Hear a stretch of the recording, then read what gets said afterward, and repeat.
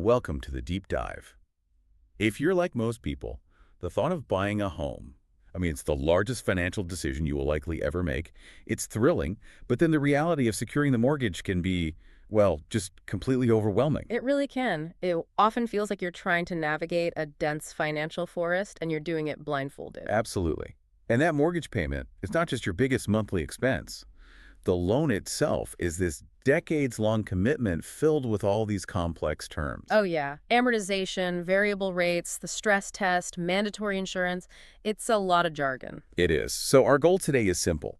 We've taken the really comprehensive source material that one of our listeners shared, and we are going to extract the most critical, the most actionable knowledge from it. We're giving you the shortcut, the fast track to being truly well-informed on this. Our mission is to just demystify this whole process. We're Yeah. going to uncover exactly how the government-mandated stress test drastically limits how much money you can actually borrow. And I'll talk about why that 20% down payment is kind of the golden number. We'll show you the powerful and honestly surprising math behind accelerated payments, which can literally save you years of debt. And we'll clarify the essential tools, the FHSA and the enhanced HPP, that are available to help you build that down payment faster than ever. Before we jump into options and affordability, we have to start with the bedrock definition. What even is a mortgage? Right. Back to basics. A mortgage loan is unique. It's a debt that is secured by the property itself. The home serves as collateral. Meaning, if you fail to repay, the lender has the right to take the house. That's right. They can take possession of that asset. It's a registered charge against the title of the property, and it only gets released, it only comes off once the debt is paid in full. That security for the bank is what makes it a relatively low-risk type of debt, right? Which explains why mortgage rates are usually so much lower than, say, a credit card. Exactly. But what happens if the homeowner, maybe years down the line, wants to tap into their home equity, but they don't want to refinance that whole first mortgage? They might look for a second mortgage. They might. But you have to understand the risk hierarchy here. It's like a queue. If that property is sold, whether you want to sell it or you're forced to, the first mortgage holder gets paid back everything they're owed Before anyone else sees a dime. before a single dollar goes to the second mortgage holder. So the second lender is only getting paid from whatever equity is left over. The residual. Precisely. And because that second lender is standing lower in the payment queue, they're taking on significantly more risk. Which means they're going to charge you more for it. Of course. To compensate them for that higher risk, the interest rate on a second mortgage is almost always substantially higher than the rate on the first. It's a perfect example of a risk-based pricing model. That immediately gives context to why rates vary so much. Okay, let's unpack this and look at the market structure. Where does all the money for these billions of dollars in loans actually come from in the Canadian system? Well, we operate with two main marketplaces. The first is the primary mortgage marketplace. This is where the money originates, where you, the borrower, interact with the lender. And the big players there are the ones we all know. The ones you'd expect, yes. The chartered banks, trust companies, credit unions, and caisse populaires, you can think of them as the retailers of the mortgage world. But the funding pool is much deeper than just the banks on the corner. Oh, it's way deeper. We see massive capital injections from life insurance companies and pension funds. That makes sense. They have long-term liabilities. Exactly. They need investments that are secure and provide reliable, consistent returns over, decades. A stable pool of residential mortgages is an absolutely ideal fit for them. And there are other sources too, right? Yes. We also have specialized vehicles like Canadian Mortgage Investment Companies, or MICs.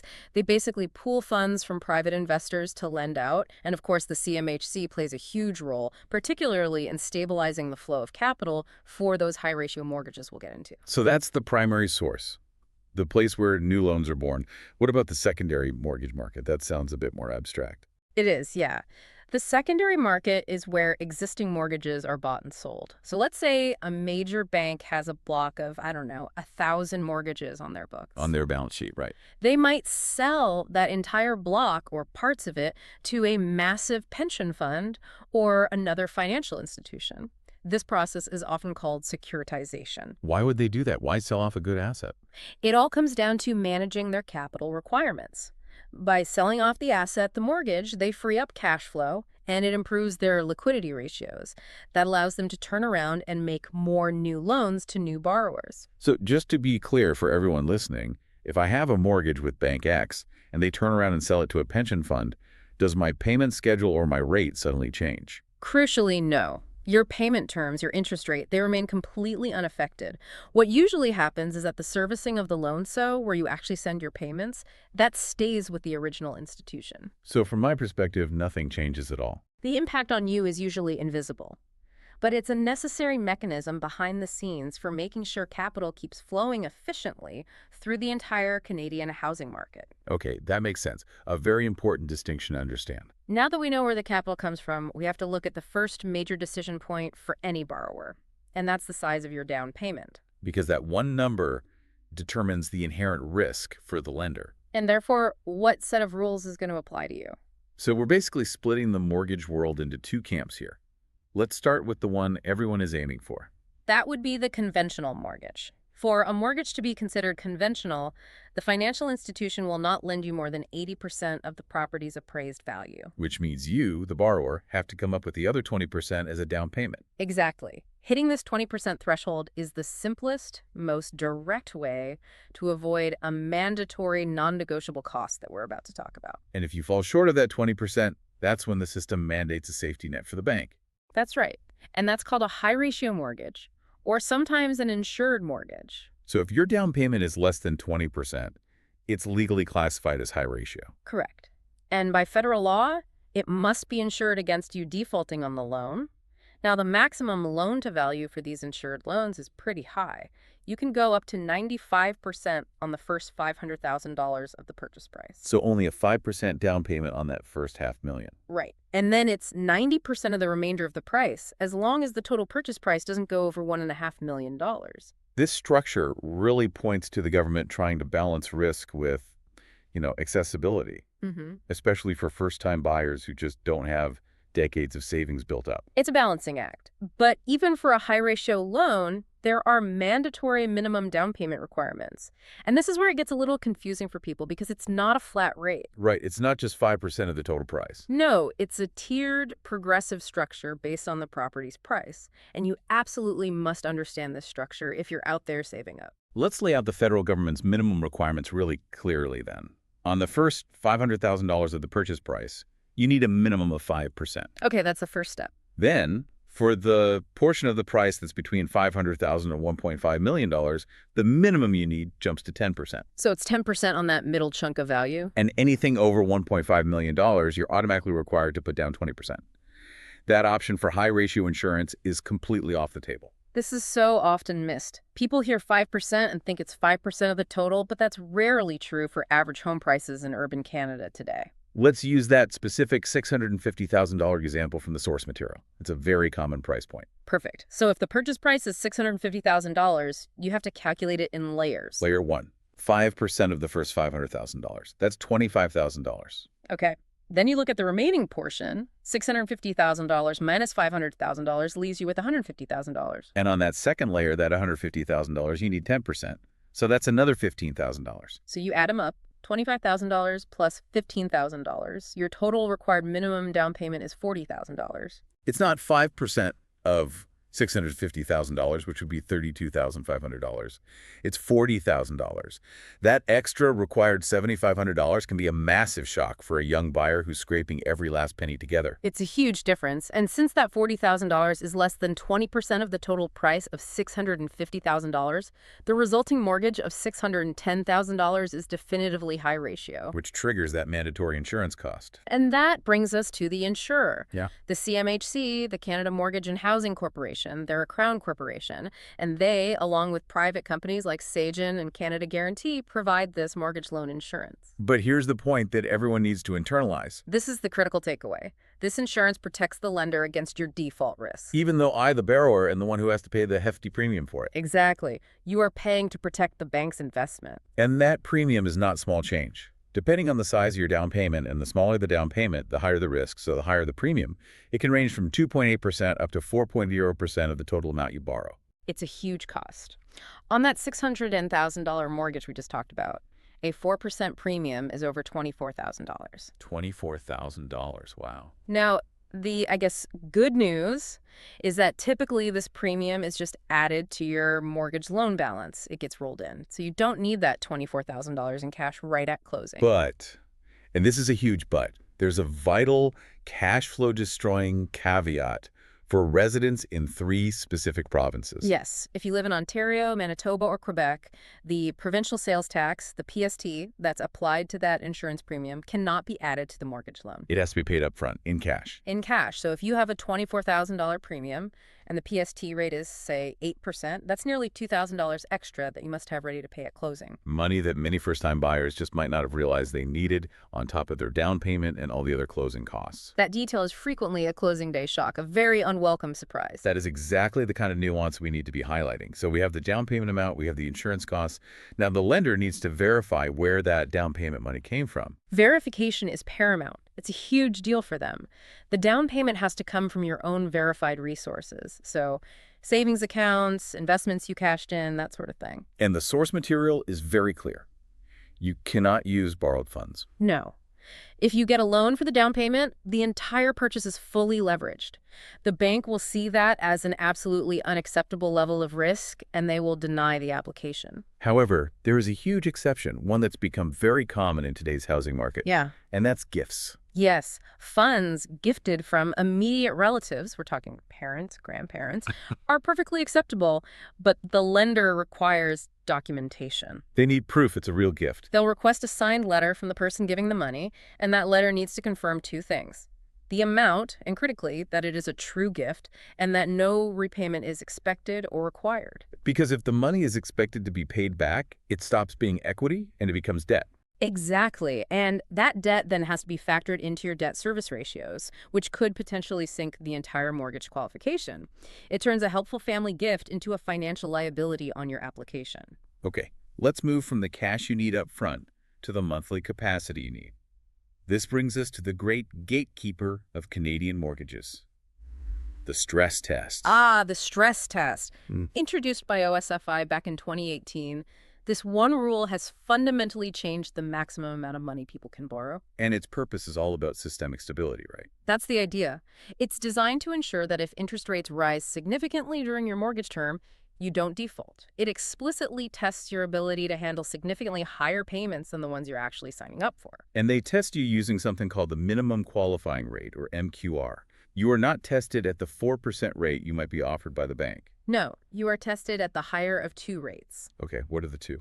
The first is the benchmark rate set by the Bank of Canada, which currently sits at 5.25%. The second is your individual mortgage contract rate plus 2%. Whichever of those is higher is your qualifying rate. That's the one. Let's run those 2 examples from the material to make this crystal clear. Say you find a fantastic deal and you're offered a really low contract rate of 3.00%. Okay, so you take your 3.00% rate, you add 2.00%, that takes you to 5.00%. But the benchmark rate is 5.25%. And since 5.25% is higher, you must qualify at 5.25%, even though you're only paying 3%. Right, but now let's say your contract rate is a bit higher, say 4.00%. You add 2.00% to that, which takes you to 6.00%. And 6% is higher than the 5.25% benchmark. So in that case, 6.00% becomes your qualification rate. In both scenarios, the bank is forced to calculate your affordability, assuming you're paying a much higher rate. Which significantly shrinks the amount of principal you can actually afford to borrow. It shrinks it a lot. Now, given that variable rates have soared in recent years, some critics are arguing the stress test is, maybe overkill now. Or that the 5.25% floor is too punitive when rates are already high. Right. It forces would-be buyers to stay on the sidelines, even when they could easily manage the payments at their actual contracted rate. It's the trade-off, isn't it? It's the trade-off inherent in any systemic stability mechanism. It protects the market from potential future shocks, but the immediate effect is that it reduces current purchasing power. It is a major hurdle. Are there any ways around it? Any exemptions? Thankfully, yes, there are a few. The stress test does not apply to simple mortgage renewals, as long as you're staying with the same lender and you're not increasing the loan balance. Okay, so if you're just renewing, you're safe. And furthermore, since November of 2024, if you have a conventional mortgage, so you put 20% down, and you want to switch lenders at renewal, you are also exempt from the stress test. That's a big change. It's a huge change for promoting competition. And insured mortgages that switch lenders are also generally exempt because the insurance already covers the new lender's risk. So the stress test determines the theoretical rate. How does the lender translate that theoretical rate into a hard dollar amount you can borrow? They do that using the debt service ratios. These are the lender's key affordability tests. First up is the gross debt service ratio, the GDSR. Right. This calculates your total housing costs. So that's your principal and interest calculated at that higher stress test rate, plus your property taxes, your estimated heating costs, and 50% of any condo fees. And all of that combined must not be more than 32% of your gross annual income. That's the first hurdle. That 32% limit covers only the housing expense itself. Then comes the second, wider net, the TDSR. A total debt service ratio. This takes all those GDSR payments we just mentioned, and it adds all of your other monthly debt obligations. So your car loan, student loan payments. Credit card minimum payments, lines of credit, everything. This grand total must not exceed 40% of your gross annual income. And if you fail either the 32% or the 40% test, you don't qualify, period. End of story. Now, the source material offers a really fascinating insight here. These ratios are regulatory hard limits, but they don't always reflect true, subjective affordability. What do you mean by that? Well, a client who lives very frugally and has few discretionary expenses might actually be able to handle a 35% GDSR pretty easily. While someone else with expensive tastes and high spending habits might really struggle even at 30%. But the bank can't account for your personal spending discipline. They have to adhere to the regulator's rules. This is why the stress test and these ratios are the ultimate cap on your borrowing capacity, no matter how disciplined a saver you might be. Let's put this all into context. Let's use that concrete scenario of the McDonald family from the source material. A hardworking couple trying to buy their first home. Yes, this is where you can really see how the stress test decimates their borrowing power in the real world. So the McDonalds have a strong combined gross annual income of $166,900.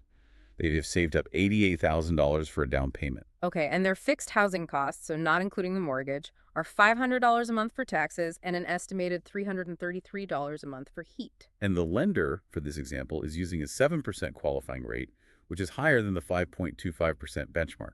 So, step one, calculate their absolute maximum allowable monthly housing payment using that 32% GDSR rule. 32% of their $166,900 income is $53,408 a year. Divide that by 12, and you get a maximum total monthly housing cost of $4,450. That is their theoretical ceiling. Now, from that ceiling, we have to subtract their non-mortgage fixed costs. Right, the $500 for taxes plus the $333 for heat, that's $833. So we subtract that $833 from their maximum GDSR of $4,450. That leaves them with a maximum allowable payment for just principal and interest, P&I, of $3,617 per month. That is the magic number, dictated entirely by their income in the stress test. Exactly. So then the lender takes that maximum P&I payment of $3,617 and applies the 7% stress test rate over a standard 25-year amortization. And that calculation tells them the maximum affordable loan amount is about $514,000. Correct. So if we combine that maximum loan of $514,000 with their available down payment of $88,000. Their maximum purchase price they could afford under these rules is $602,000. But here is the crucial reality check this calculation provides. If the McDonald's go ahead and buy that $602,000 home, the loan-to-value ratio is about 85%. Which puts them squarely in the high ratio category. Which means they must pay the mandatory CMHC insurance premium, and that could cost them over $20,000 plus the upfront PST on that premium. Okay, so let's contrast that with the conventional mortgage threshold. To avoid all that insurance cost and stay conventional, their $88,000 down payment would need to be 20% of the home price. What's the max price they could afford to hit that 20%? Well, if $88,000 is 20%, then the total home price can be no more than $440,000. That is a staggering difference. The stress test lets them qualify for a $602,000 home. But buying that home costs them over $20,000 in insurance. And if they want to save that money, they have to restrict their search to a house priced at $440,000 or less. That's a $160,000 affordability gap, and it's dictated entirely by the choice to avoid that insurance premium. That insight alone should guide every single potential buyer's savings goal. It really should. Given that dramatic difference the 20% makes, The focus has to be on building that capital. And thankfully, the government has provided a really powerful new toolkit to help first-time buyers maximize their registered savings. The absolute game changer here is the First Home Savings Account, the FHSA. It's been effective since April 2023. This is what we call the tax-free in, tax-free out vehicle. And it truly is the most powerful savings tool available for this purpose right now. Explain how it works. Okay, so like an RRSP, the contributions you make are tax-deductible against your current income. So you get an immediate tax refund or a reduction in tax owed. But unlike an RSP, When you make a qualifying withdrawal to buy your first home, that money comes out completely tax-free, just like a TFSA. It's like you're double dipping in the best possible way. what are the parameters for accessing this? Who can open one? You have to be a resident of Canada, at least 18, and a first-time home buyer. And that means you or your spouse haven't owned a home in the current year or the 4 years before it. And the limit. The limits are pretty generous. It's an $8,000 annual contribution up to a lifetime maximum of $40,000. So if the McDonald's, for example, started saving today, a couple could max out their FHSAs in 5 years. And they would accumulate $80,000 plus any investment returns, entirely tax-free. What happens if you don't use the funds for a house? The account can stay open for 15 years or until you turn 71. If it's unused for a home purchase, the funds can be transferred tax-deferred right into your RRSP or RRIF. So you lose the tax-free withdrawal, but you still keep the initial tax deduction and all the tax-sheltered growth. Exactly. It's a no-lose situation. And it can be used in combination with the older, more established tool, the Home Buyers Plan, the HBP. The HPP allows you to withdraw funds from your existing RSP to buy or build your primary residence. And the 2024 budget gave this a huge boost. Significant boost. The limit was raised from $35,000 to a massive $60,000 per individual. So a couple can now access up to $120,000 from their retirement savings. That's a potential total of $160,000 in registered funds available for a couple, just from the FHSA and HBP combined, not even counting investment growth. And crucially, the HBP funds are an interest-free loan from your own RRSP. It's not a taxable withdrawal. That's the key. You do have to repay the withdrawal, but it's over 15 years, starting in the second calendar year after you take the money out. And there's another change there too, right? A temporary one? Yes. The 2024 budget also proposed temporarily extending that grace period before you have to start repayments. It's an extra 3 years for withdrawals made between 2022 and 2025. So that gives you a total of 5 years before you even have to start that 15-year repayment schedule. That's some much-needed breathing room. It absolutely is. Now, a quick note on financial philosophy. When you use the HBP, you are incurring an opportunity cost. You're taking capital out of your RRSP where it would have been compounding tax-sheltered for decades. Right. But the counter-argument is that you are immediately taking that money and investing it in a principal residence. Which is itself a tax-exempt asset. The increase in your home's value is shielded from capital gains tax forever. But yes, that trade-off needs to be weighed carefully. But the greatest power here is that you can use both, the FHSA and the enhanced HBP for the same home purchase. You can. It's an incredibly powerful combination. So saving is step one. Step two is dealing with all the other money that just seems to disappear before you get the keys. The closing costs. The source material warns that these transaction costs can easily add another 2% to 5% to the purchase price. And that's money that has to be factored out of your savings, which of course reduces your effective down payment. These are the costs that always catch buyers off guard. The biggest shock is usually the land transfer tax, the LTT. This is a provincial tax, and in some places, like Toronto, a municipal one too, on the transfer of the deed. And since it's based on the purchase price, it stacks up incredibly fast because of its tiered system. Can you give an example? Sure. In Ontario, for instance, the tax percentage escalates with the value. A $600,000 home might incur about $8,475 in land transfer tax. And that's pure cash you have to pay up front. Pure cash due on closing day. For higher value homes, the tax can be astronomical. This isn't a small fee. It's a major non-refundable tax bill. Another non-negotiable cost is the appraisal fee. Why does the lender demand an appraisal? It's all about risk mitigation for them. The lender needs independent assurance that the property's current market value supports the loan amount they're giving you. So if they lend you $500,000, they need to know for certain that if you default, they can sell the property for at least that much to get their money back. That's it, exactly. What methods do these appraisers use? How do they figure out the value? Well, the most common is the direct market comparison approach. They look at the recent sale prices of highly similar properties, we call them comps, in the immediate area. And they make adjustments for differences in features or condition or size. Right. And the second approach is the cost approach. This is less common for existing homes, but it's vital for new construction or very unique properties. How does that work? They estimate the value of the vacant land, then they add the current cost to rebuild the existing home structure from scratch, and then they subtract any accrued depreciation. Like wear and tear. Wear and tear, or maybe functional obsolescence, like a bad layout. And finally, there are all those other miscellaneous closing costs. Legal fees are mandatory, obviously, to get the title transferred. You have home inspection fees, which are critical for you as a buyer, but they still cost several $100s. If you're buying a condo, there are specific fees for the estoppel certificate. Right. That certificate verifies the building's financial health and confirms if there are any outstanding common expenses. Then you have moving costs, utility hookups. All these little pieces add up to thousands of dollars that have to be sitting in your bank account ready to go. And every dollar spent on them is a dollar not going to your down payment. So once you've cleared that affordability hurdle, the borrower then has to customize the loan features.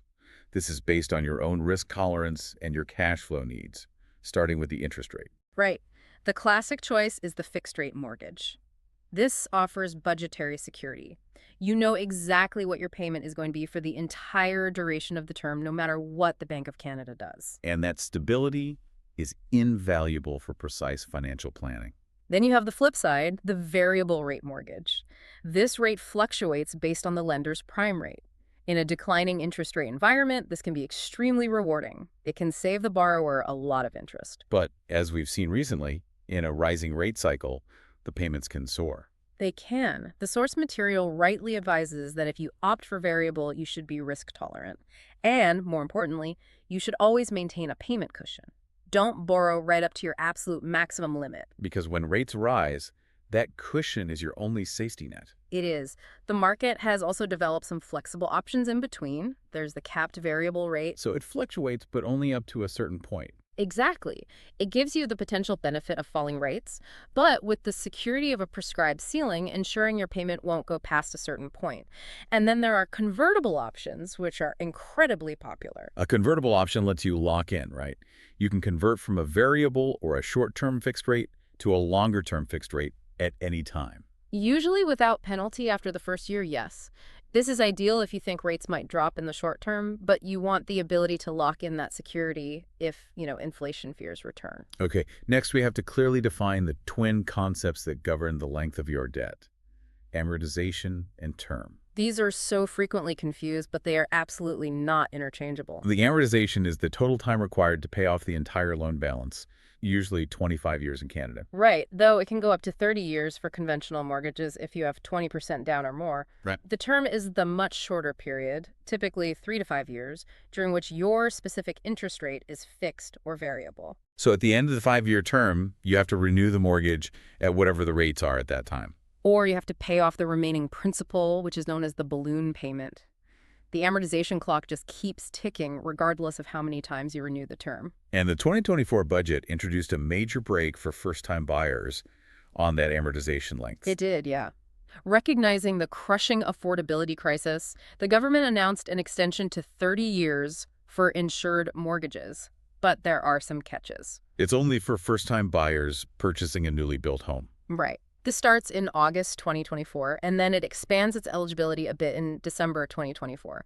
But the goal is to directly reduce the monthly payment burden for new homeowners. Though it does mean they pay significantly more interest over the total life of the loan. That's the trade-off. Lower payments now for a higher total cost later. The source material also briefly mentions some non-standard payment structures. It does. There's the interest-only loan, but that's primarily used in bridge financing or specific commercial deals. The principal never goes down. You're just paying the interest. And the declining payment plan. Yeah, that's less common. The principal portion is constant and the interest portion declines. But really, most residential buyers are going to stick with the standard blended P&I payments. Let's move to where the borrower really gains some control. Prepayment rights. These are highly desirable, and they vary dramatically based on the type of mortgage you choose. This is the core difference between an open and a closed mortgage. An open mortgage allows you to make large prepayments or even pay off the entire balance at any time without penalty. So it offers maximum flexibility. Maximum flexibility. But that flexibility comes at a cost. You're going to pay a higher interest rate, often 0.5% to a full percent higher than a comparable closed rate. And the closed mortgage offers that lower interest rate, but it severely restricts your ability to make prepayments without a penalty. And that penalty is one of the most critical risks for a borrower who might need to break the mortgage early, maybe because of a job relocation or a sudden family change. And those closed mortgage penalties can be brutal. They're calculated as the greater of two figures, right? That's right. It's the greater of either 3 months simple interest or something called the interest rate differential, the IRD. And the IRD calculation is the real killer. It absolutely is. The IRD is designed to compensate the lender for the loss they incur because the interest rate you are paying is now higher than the current market rate they could lend at today. So if you break a 5% mortgage when current rates are only 3%, the penalty can be enormous. We're talking potentially tens of thousands of dollars. You have to always understand your specific penalty calculation before you sign a closed mortgage. However, even with closed mortgages, the Canada Interest Act does provide a statutory right of prepayment after the 5th anniversary. Correct. After 5 years of a conventional mortgage, you have the right to pay off the entire balance, and the penalty is capped at just 3 months interest. That's a crucial protection for long-term conventional borrowers. Now, here is the truly high-impact, actionable advice from the source material: the power of payment frequency and acceleration. Yes. Borrowers can dramatically reduce their lifetime interest costs simply by changing their payment schedule. The math behind this accelerated payment strategy is deceptively powerful. A standard monthly payment means 12 payments a year. Simple. But if you switch to an accelerated biweekly payment, you calculate half of that monthly payment and you make that payment every 2 weeks. And because there are 52 weeks in a year, you end up making 26 biweekly payments. Which equals 13 full month worth of payments over the course of the year, not 12. And that entire extra payment, that 13th month's worth, goes 100% against the principal. It's such an easy, almost painless way to force principal reduction. We can quantify this impact using the Janet Benjamin example. She took out a $120,000 loan with a 25-year amortization at a 4% interest rate. Okay, so if Janet chose a standard monthly payment, she'd pay about $631 a month.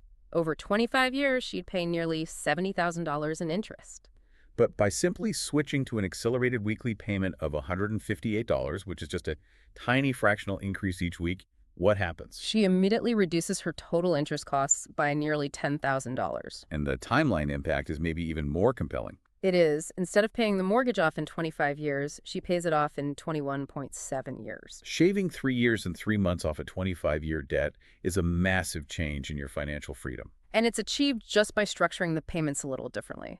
And you have to remember that foundational insight. Early mortgage payments are heavily skewed toward interest. So every single extra dollar you apply to the principal at the beginning of the loan has the maximum impact. It reduces the base on which interest is calculated for the next 2 decades. Okay, let's move now to the final layer of protection. Insurance. When you secure a mortgage, you are inevitably offered creditor insurance. What is the fundamental purpose of this product? Creditor insurance is an optional agreement. It's a policy that pays the lender if you, the borrower, can't meet your payments due to certain unforeseen events. Things like death, disability, critical illness, or job loss. Right. And the crucial distinction here is that the lender is the sole beneficiary, even though you, the borrower, are the one paying the premium. It's offered across all sorts of debt products, right? Not just mortgages, but lines of credit, personal loans, and it typically falls into 4 categories. The first 2 are creditor life insurance and creditor critical illness insurance. These are designed to pay a lump sum directly to the lender to clear the outstanding debt balance completely. And the source material has some powerful illustrations of the relief this can offer, like the example of Louis Bernard. When he passed away, his creditor life insurance paid the entire remaining loan balance to the bank. And it immediately relieved his surviving spouse of that colossal debt obligation. Or Larissa Herchik, whose critical illness policy paid off her mortgage when she was diagnosed with cancer. It allowed her to focus on recovery without that financial pressure. The other 2 categories are more focused on income replacement. Creditor disability insurance and creditor loss of job insurance. These usually cover the monthly payment amount until you can return to work or until you reach the policy's payment limit. Like the example of Angelique Ong Singh. Her loss of job insurance covered her car payments while she was unemployed.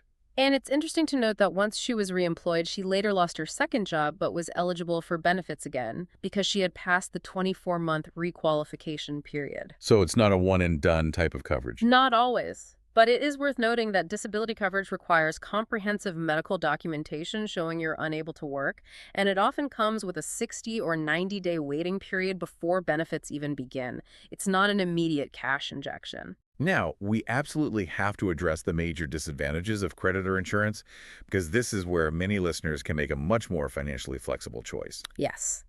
The comparison to individually owned term life insurance is essential here. What are the downsides of the creditor insurance? Well, they're manifold. Number one is the cost of coverage structure. With creditor insurance, the premium stays the same for the term, but the coverage amount constantly declines as you pay down your mortgage. So you're paying the same price for a shrinking benefit. Exactly.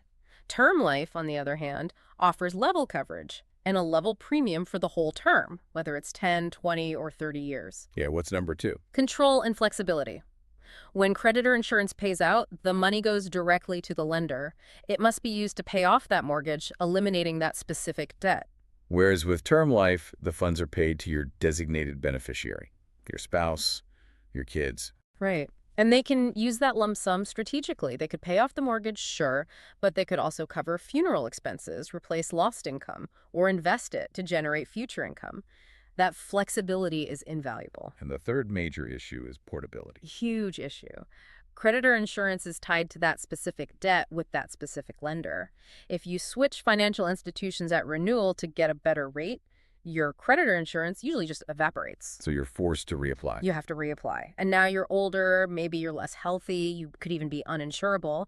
That could lead to denial or much, much higher premiums. Term life, which you buy individually, is fully portable. It doesn't matter where you bank. What's fascinating here, and what makes creditor insurance a potential trap, is the lack of stringent medical underwriting when you sign up. That's the hook. Because it's often sold very quickly and it's priced on a group basis, the medical assessment is often really limited. Maybe you just answer 3 or 4 quick health questions. That ease of qualification is the hook. But what's the catch? The catch is the pre-existing condition provision. We need to spend time on this, as it is the critical point of failure for so many claims. It is. If you, the borrower, die or become disabled due to a medical condition that existed before you took out the insurance, the claim may be denied. Can you give an example? Sure. Imagine a borrower, let's call him John, signs up for the policy. He has a known, well-managed history of mild heart arrhythmia, but he answers no to the vague health questions because he feels fine. 3 years later, he suffers a fatal heart event. The insurance company investigates, finds the pre-existing condition in his medical records, and denies the claim. And that leaves the surviving family with the entire mortgage debt. And the advisor's obligation is to disclose this provision clearly. It is. They have to make sure the borrower understands that failing to answer truthfully, even if it's an accident, can void the entire contract. But because it's so easy to qualify, people underestimate the risk of having that claim denied years later. Because the insurer does the full underwriting at the claim stage, not at the application stage. That reverse underwriting is the core problem. The regulatory bodies, like the Canadian Life and Health Insurance Association, they try to ensure ethical selling, but the onus is still heavily on you, the consumer, to understand the limitations of a limited underwriting product. And that includes mandatory disclosure requirements. The borrower must be informed in writing that the insurance is voluntary. It is not required for loan approval. They must also disclose all terms and exclusions, like the exclusion of seasonal employment and job loss insurance, which we saw in the Paul Joss example. We have covered a huge amount of ground today, from that initial down payment saving strategy to the crucial difference between protecting the bank versus protecting your own family. Let's try to consolidate the most actionable knowledge for you. First, make 20% your financial goal. Do everything you can to get there to avoid those mandatory insurance fees. And maximize the FHSA and the newly enhanced HBP to do it. Remember, these tools can provide over $100,000 in registered accessible funds for a couple. Second, the stress test is the ceiling on your borrowing capacity, not your chosen interest rate. Do that GDSR-TDSR ratio calculation using the high qualifying rate to understand your true limits before you fall in love with a home that's outside your range. Third, use the power of prepayment. The guaranteed savings you get by making accelerated payments, which forces an extra month of principal payment every year, will shave years off your amortization. And it will save you tens of thousands of dollars in interest, guaranteed. And finally, when you look at protection, really understand the control issue.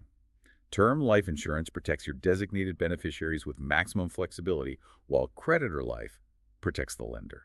We spent a lot of time detailing how accelerating payments guarantees savings and eliminates debt sooner.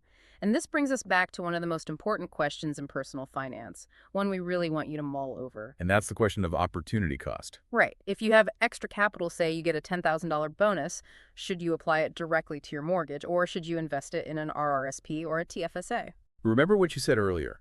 Early mortgage payments are so heavily weighted towards interest, so that extra principal payment has maximum compounding power in reducing your debt. It does. But investing that money in an RRSP gives you an immediate tax refund, and a TFSA provides completely tax-free growth. Both could potentially yield greater returns than your mortgage interest rate. So when does the guaranteed savings of paying down a 4% or 5% mortgage outweigh the potential but unguaranteed growth of an investment that might yield 7% or 8%? You need to consider your marginal tax rate, your existing consumer debt burden, which should always be paid off first, and your personal risk tolerance. The answer is going to change based on where you are in life, but that calculation, that is the true next step in financial mastery.